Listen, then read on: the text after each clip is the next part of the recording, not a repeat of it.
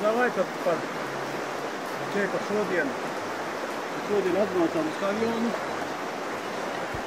Jā, gribējām apskatīt kanjonā 300 klājēju. Jā, sanāca no autostāvvietas līdz Lējaļas tiltam apmēram 45 minūtes čakiem. Nokāpām lejā, pastaigājām pa tiltu, pabildējāmies. Bišķi nomazgājus arī pa upēm. Ūdens ir pavēst, ka tavu. Jā, nu, šitādiem mirkļiem man liekas jau, ka tas ir vienmēr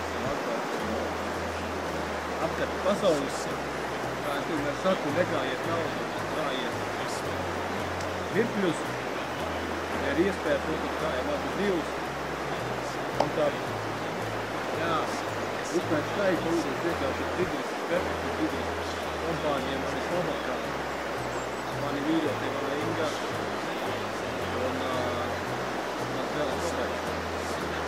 Ielišana komandā, paldies viņiem par savu atbalstu, mēģinu atbalstu viņu, tikai varu. Ceļojums vēl tikai sāksies, var teikt. Un to tiekamies jaunās vietās. Jā.